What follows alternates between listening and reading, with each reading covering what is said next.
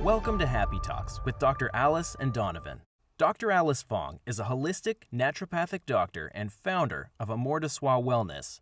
And Donovan Jensen is a software engineer and founder of HowToHappy.com. Together, they're out to cause more happiness in the world. Hi, everyone. Welcome to Happy Talks. Today, I'm super excited to introduce to you Mary Patry. She is an executive coach focusing exclusively on helping IT executives and their direct reports address barriers to success based on their circumstances. She has a long, extensive history in the IT industry, and I'm really excited to share her expertise and knowledge with you here today. So please welcome Mary. Thank you. I'm so excited to be here with you. Awesome. Perfect. We're excited to have you. So Mary, tell me a little about your background and how you kind of ended up in this career as an executive coach, and a little about your history in IT. Sure. In many ways, my current role as an executive advisor and coach is my third career. I started in IT a long time ago, 1977. So I have been, an IT practitioner and professional, for over 40 years. About 7 years ago, I decided to leave corporate America, and my small company, ITeffectivity, was born, where it's very specifically working with IT leaders on their people and process concerns. Everything about IT is centered on three different factions: people, process, and technology. And where my focus is really on the people side of the house, because it is what makes up a successful organization. At the same time that I started consulting, I was invited to coach as part of a professional organization that I had been a longtime member of. And after a few years, I realized how much I loved coaching. After I was in a coaching session with an executive, my husband said, "What do you talk about when you talk to, those people? You always come out of your office feeling, really kind of almost on a high," because I would be so happy about my conversation, knowing I'd made a difference. So then I went and sought my ICF, International Coaching Federation credentials. I am now a professional accredited coach, specifically in executive coaching. So I kind of bring to the table a unique mix of practitioner hands-on consulting, as well as coaching. And some of my clients, I'm an advisor, and some of the clients that's, it's peer coaching, and still do a little bit of consulting once in a while, but I really want to focus on that middle managers and the coaching of middle managers, because that's where I feel that I can make the most difference in the world. Great. Yeah, I was thinking as you were talking, I would be curious. So, you've kind of laid out the path. What got you most interested in the people side, since, you said there's those three different components? What draws you into that side, and what kind of problems do you see most regularly in that area? Well, that's a really great question. It started out that way, though. I fell into IT absolutely by accident. My education was in fine art, painting and sculpting. You'll see a sculpture behind me that's dated back, about 40 years. So it really, I found that in technology, there was a whole lot of smart people that could do the technology part. So it didn't matter as long as I had a very broad understanding of the technology. And quite frankly, the technology in so many ways, because it's repetitive, it really isn't the hard part of making an organization work. I learned early on, I'm going to back up a little bit if you don't mind. My very first supervisory role was before either of you were born. And I was asked to take on the supervisor role, and I was the only female in the department. In fact, it took until 2008 before I had a female peer, because by then I'm an executive. So it was like, they called me the girl. And I was asked to take on this supervisory role, and I was really pretty intimidated by it, going, why me? I didn't even ask for this job. All those guys are vying for it. Oh my gosh, I could see the problems this is going to cause. Mm-hmm. And I spoke to the head of the IT department. It's just like, why me? And he said, Mary, because you care about the people. And you care about process. You're not all talking about the alphabet soups that we all live in. It's, you could talk the language of the business. And that's where I fell into IT. They pulled me out of a business role to come into IT to begin with. So I said, okay. So, I went and talked to one of my mentors and going, oh my gosh, I don't know if I can do this. I said, stuff like that. And I said, these guys, and I was younger than them and I was a girl by their standards. I truly was a girl, by the way. I was only like 25 years old. And he said, Mary, he said, I'm gonna give you two little bits of advice. And I said, okay, he was my mentor. He goes, one, take care of your team and they will always take care of you. And his second bit of advice was a little unorthodox in today's world, but at the time, keep in mind the year this was. And he goes, don't act like a guy. I love it. What does that mean? He said so many times women will go into a management role or a leadership role and think they have to act like the tough guy. And he says, don't act like a guy, just be yourself. Just be yourself. And I said, okay, I think I could try that. And I will tell you, it was the best advice I ever got, is to take care of my team. I don't think I paid a lot of attention to the don't act like a guy, but it really has served me well, is to be authentic.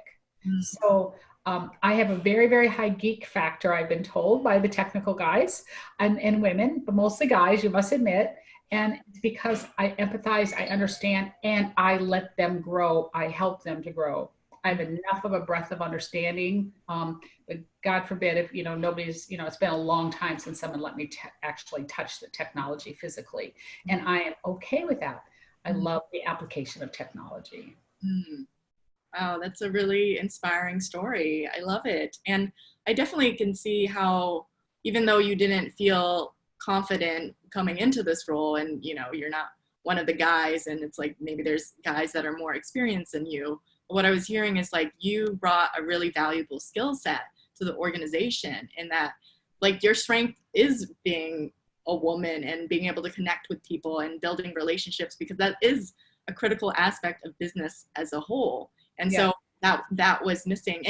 But that's great, because you were also, like, as you define yourself, a geek, so you could like still talk to these geeky guys and still like relate to them in that sense. So I feel like that was just such a beautiful immersion of your skill set and exactly what they needed. We don't put enough emphasis on the soft skills and the process orientation of simplification, not creating complex processes, but simplifying the how you get it done. So I've never considered myself innovative technically by any stretch. At the same time, I'm a very innovative problem solver. Yeah. Love it. Yeah, I had another question, which was earlier you were kind of talking about how there's like a specific niche, basically, of people that you feel most capable of helping. I'd be curious, like, what are the kinds of problems you see there, and what are the kinds of advice or steps that, obviously it's going to be different for each individual, but are there any trends? Yeah, there's some commonalities, to be fair. One is probably one of them. There's multiple factions. One is someone is new in a role, and they are now taking on an expanded role or a very different role. And the life of an IT leader at the executive level is kind of lonely. You can't really demonstrate your vulnerabilities openly, because you're supposed to be, the smartest, wisest person in the room. And that's unfortunate, because that's not really the way life is. So they're new in the role, and they need somebody that can help navigate the change. They've got new leadership. They might have, they might be brand new in the company. And so sometimes it's a sounding board in that case, as well as guiding them as to how to execute their first 6 months, because my relationships are typically at a 6-month, range. Sometimes they're in a role and they're challenged. They're having challenging relationships with the board, because these executives have to have board talk. So I will play that advisor on helping them to review their presentations, challenge them on what they're saying, how they're saying it, and are they really getting across the message that they intended. So that's the two major areas at the executive level, where they either have a challenge with their leadership or they're in a brand new job. and never performance where they are individually a performance problem. I don't particularly care to take that on, though I have by accident. It's only because I don't consider myself a performance coach. I consider myself more of a job coach, of helping people to be successful in their job and in your career. So that's a third aspect, is that they're looking to move up the ladder into their next role, perhaps out of IT altogether. That happens quite often.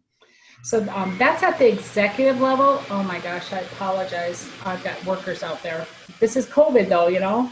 The other aspects that I absolutely love is middle managers. And that's the CIOs, the head of the department's direct reports. They bring me so much joy. That's where I'm in a true coaching mode, where they are looking for advancement. A lot of times they're the successor to the leader. So they're having to brush up some skills in order to be eligible, to be considered, or that, they have taken on new roles, and so it's a variation of this senior executive level with a twist of being much more skills based, and much more advancement in their career. They're typically in the 40s range of age, and they are looking to make that big leap. They've got aspirations to go on. Then the third type of clients that I love is, and I really love working with, is our team coaching. They're individuals that are part of that organization. They will, they could be a group of people reporting to the CIO, or they could be one layer down to where they're manager level. And I find those are programs that are a year-long program, where we meet on a regular basis, typically once a month, and work on very direct soft skills development in a coaching format, in a group, in team coaching format. And it's kind of a mastermind where they pull from each other. The end result of that is a much stronger team, a collaborative team, a team who is much more intimate in their working relationship with each other. That particular product is something that I've actually now had the opportunity for a couple of years taking outside of IT, kind of by accident, but it's in a shared services group. It's a company that I was doing some team coaching with, and they said, "Oh, we want you to do it over in our shared services group." So that was a little daunting to me, because now I'm coaching people that do HR and payroll and facilities, but it's soft skills are soft skills. So I haven't found it to be a challenge like I thought it was going to be. So that was a pretty long answer to a simple question. Sorry about that. No, not at all. It's such a valuable skill to have, and a lot of organizations would benefit from that. And I really like what you mentioned about, kind of building the team and creating like a sense of community. And actually what we wanted to discuss today was just kind of the impact of this whole COVID situation, is that a lot of people are working from home now, either indefinitely or permanently, potentially. And there's huge impacts on organizations and companies. So I'm just curious to hear, what are your thoughts about that? That's a topic that I really value, having a platform to kind of share some of the things that I'm seeing amongst not only my client groups, but the people that I've become connected with. Mm-hmm. Let's face it, when COVID happened, IT had to really step it up. All of a sudden everyone's going to go home and work. And in some cases they were well prepared. In some cases they weren't, a whole lot of investment had to be made, but man, everybody scurried out. I was never, ever more proud of my chosen career sector than during that time, because everyone responded marvelously. Everything from the workers, the employees, to the vendors supporting them in these efforts. So I would say that it was a time where we had the opportunity to shine. Now, the thing through it all, though, is when that happened, and it happened in the way, do it, type of thing, without being planful, a lot of people had to compromise their approach to dealing with it. I have coaching clients who I meet with them, and they're in their kitchen. They've got little kids running around. They have got, their dogs there. And we've all grown accustomed to the interruptions of life. And in some ways, it's really cool, because never would I have met the children of a CIO, and their dog, and, regularly I have one client, his little guy, his little 4-year-old, I swear to God, every time we talk, he comes in, he jumps up on his dad's lap, he's 3, and he's just adorable. And it's just, hey, how you doing? And we chat a little bit, then he goes on his way. But I think he hears me and says, I'm going to go in and see Mary now. So there's a whole lot of interesting dynamics, and people, no longer feel the need to dress up. So there's just a whole lot of things. So now, I can deal with this. I can deal with this the way it is right now, but then, kind of like schools, I'm seeing this in schools getting back in session. A lot of families are doing homeschooling or online learning from home. And now you've got the challenging for network bandwidth, having to share it with in school. You've got a different interruption of dad, mom, they're struggling with their schoolwork, and the parents got to get up and leave. I am seeing frustration growing. And now I've got some clients whose companies are making the decision to make it permanent without consideration of the readiness of the employee to deal with it. Do they have a home office? Do they have the right bandwidth? Do they have the ability to create a situation that is comfortable for them and the family during, this another transition? Some people are panicking culturally. They're like, as time goes on, we're losing our culture and our connections. But then on the reverse side, I have a client who is just doing a marvelous job on keeping, people that I've actually got 3 teams with them. So that's a total of 36 people that I get to interact with, every month, and to see how they're doing.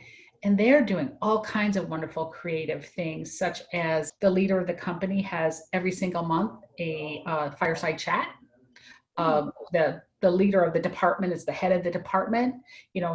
She has regular conversations, I'll call it, and all the way down to the individual teams. So they're like kind of like become my role model of putting the extra effort in to communicate. And this is a company that is spread literally all over the United States. They're closing down offices, and the IT people again are going nuts because now they're having to deal with the closure of these offices, which is a whole different challenge from a networking and all that. So it's like, it's all over the map. It's from people literally like, I think I'm going to change jobs because they've made a decision to work from home permanently. I can't do this, to, hey, this is working okay. So the challenge is, it's not being in, I talk to the CIOs that I work with, going, what conversations are you having with your employees as to their readiness for this? And, how are they feeling about it? And I hate to be rambling here, but now as COVID is coming, on an uptick, which we knew it was going to, we knew that would happen, it's even becoming more stressful. So we need to go back to checking in with our employees for mental health reasons.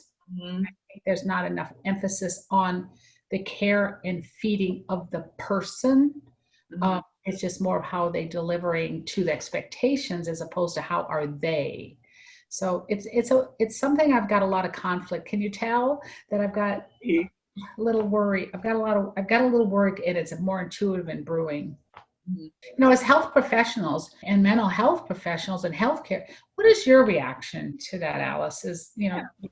That's a really great question. I agree. I think that really needs to be considered. I'm very fortunate in that I don't have children yet. So I can't even imagine, my sister has 2 little kids, and she's a lawyer working from home, and just like managing homeschooling while trying to get your work done. What I'm hearing from a lot of parents is that it's impossible to really be that productive because little kids, they're going to be little kids, and they're going to be like, mommy, check this out, or what's going on, I don't know, they want to play. And it just, I do worry about the concern is then they're feeling stressed.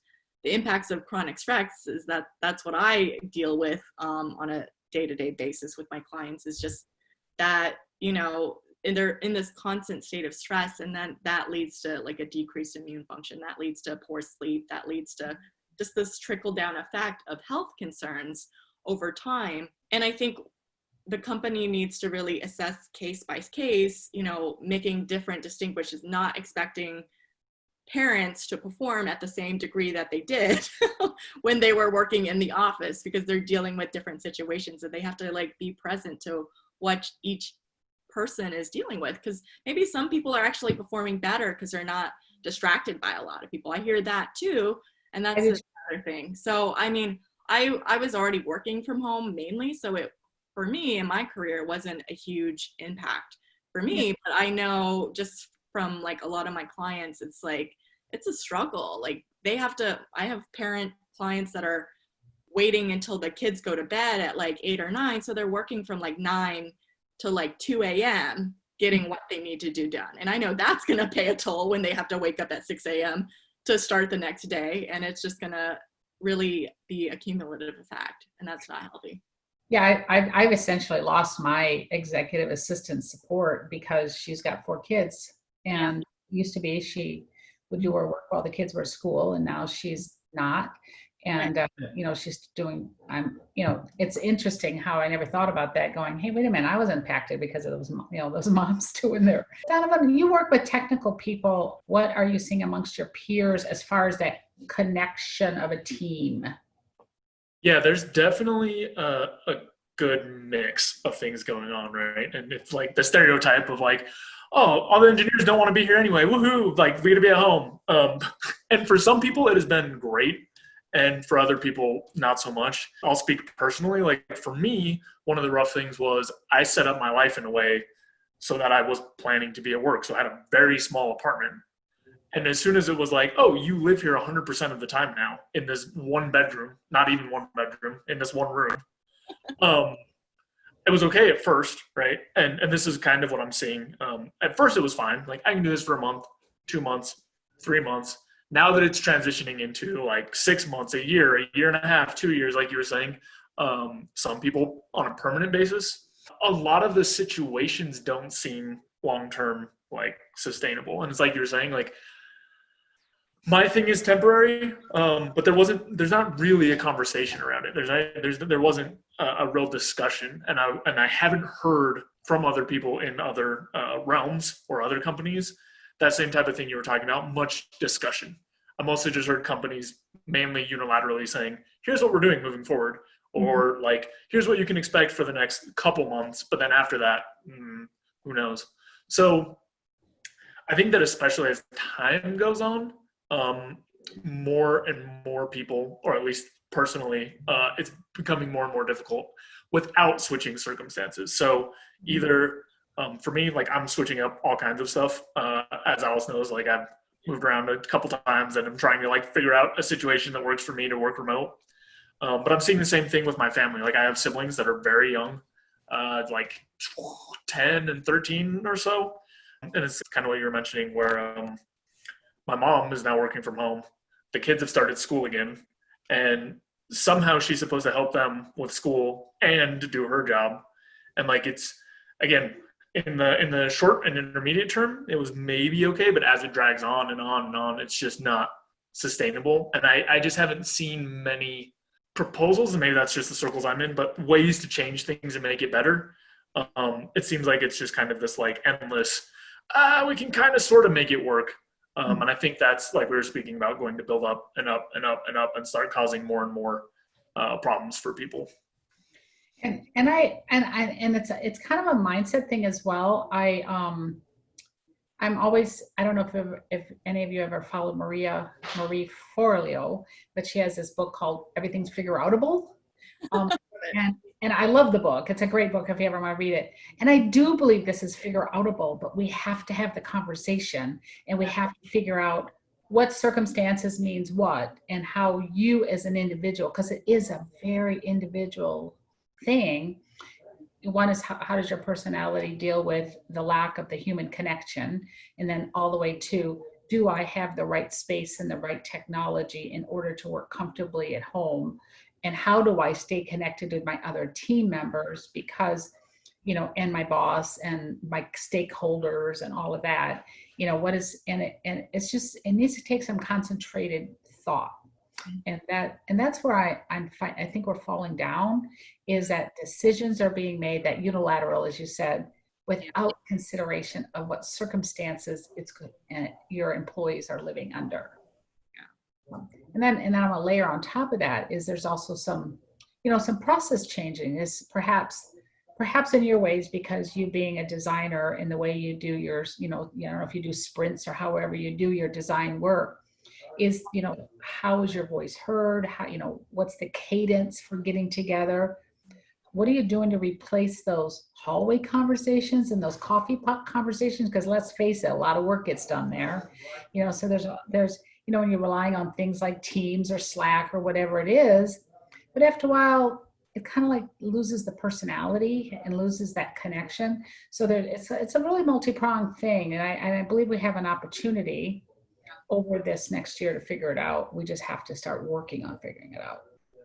Definitely. What would you suggest for like an organization that hasn't really even begun to have these conversations? First step, it sounds like, let's have some conversation, actually talk to your team about what they're dealing with so you can be present to what it is, the impacts of working from home indefinitely. But what would you suggest to an organization that doesn't even know where to begin? Like, how do you even conduct these conversations, or how would they start with this process?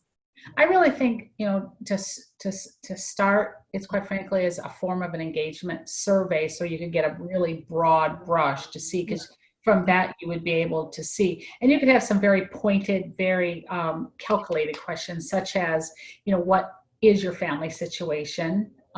What is your living situation? And how prepared are you to, if this was, just theoretically, if this was going to be permanent, what would your readiness be when it forms all, these things?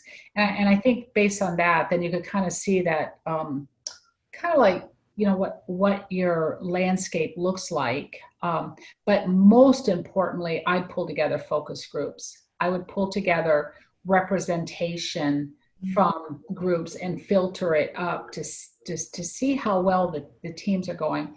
A lot more emphasis on helping the team leaders, the managers, I would start with the managers, of helping them to understand on how to manage remote individuals differently.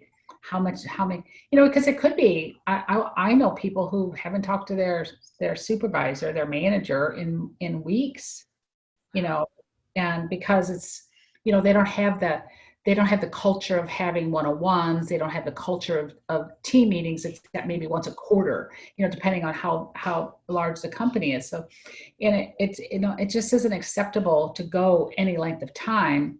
There should, now one company I'm working with, the manager, which is actually a director, and she has managers working for her, will have a daily stand-up, It's a 15-minute check-in. One, is everybody well? Secondly, what's going on? What do we need? What do you need from me? And that was what it is. Is everybody well? How's everyone doing? What do you need from me? And she does this every single day, as long as she's not on vacation. And I commend her for that, to be continuing to do this all this time. But there needs to be more of that human touch.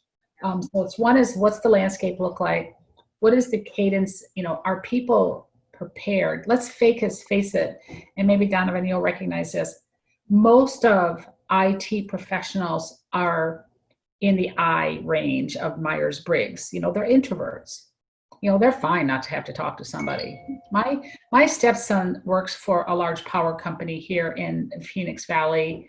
He's working from home, and he would be okay if the rest of his life he works at home, as long as he doesn't have to talk to people. He is a major introvert. He is a hermit introvert. He's an exception. But there's a whole lot of leaders. The predominance is ISTJs, which is, one of the most removed personality types. A whole lot of those IT leaders are ISs of some sort. A lot of J's in there, and so you start thinking about the personality type of your leaders and how comfortable are they of extending themselves to people. And And all you have to do is to, one is require it in a way, that isn't intrusive to anyone, as well as helping them understand the value proposition of extending themselves to the people.